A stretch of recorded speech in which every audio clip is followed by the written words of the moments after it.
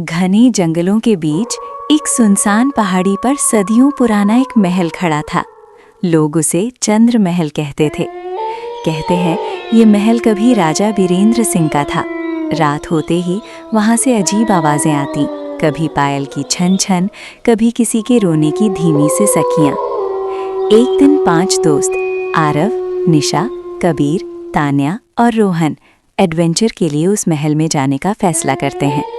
गांव वाले उन्हें मना करते हैं, सूरज ढलने के बाद वहां मत जाना, वहां रानी चंद्रलेखा की आत्मा भटकती है।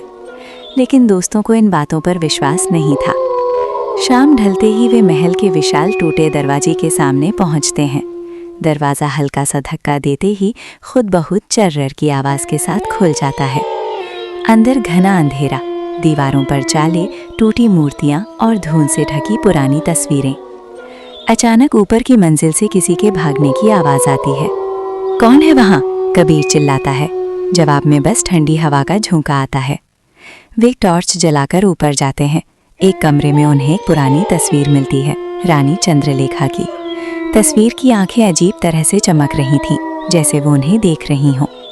अचानक तान्या चीखती है, वो पीछे कौन खड़ा है? सब पीछे मुड़कर देखते हैं। सफ़ेद साड़ी में एक औरत, लंबे खुले बाल, चेहरा पीला, आंखें काली और उसके पैरों में पायन। तुम यहाँ क्यों आए हो? एक ठंडी गूंजती हुई आवाज़ पूरे कमरे में फैल जाती है। निशा डरते हुए कहती है, हम बस देखने आए थे, हमें माफ़ कर दो। अचानक दरवाजे जोर से बंद हो जाते हैं। महल की दीवारों पर खून जैसे लाल निशान उभरने लगते हैं। रानी की आत्मा धीरे धीरे उनके करीब आने लगती है। रोहन हिम्मत करके पूछता है, आप क्या चाहती हैं? आत्मा रोते हुए कहती है, मुझे न्याय चाहिए। मुझे मेरे ही भाई ने इस महल में कैद कर मार डाला था। मेरी आत्मा तभी से भटक रही है। दोस्तों को महल के तहखाने में एक पुराना संदूक मिलता है। उसमें राजा के भाई के अपराध के सबूत और रानी की डायरी होती है।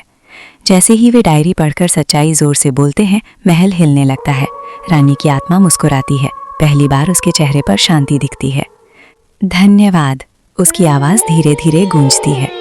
अचानक तेज रोशनी होती है और सब कुछ शांत हो जाता है। सुबह गांव वाले देखते हैं कि महल के ऊपर का अंधेरा हट चुका है। 5 दोस्त बाहर बेहोश पड़े थे, लेकिन सुरक्षित।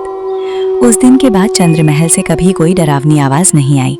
लेकिन कहते हैं, आज भी अगर कोई आधी रात को उस महल के पास जाए तो हवा में हल्की पायल की आवाज़ ज़रूर सुनाई देती है, जैसे कोई अब भी पहरा दे रहा हो।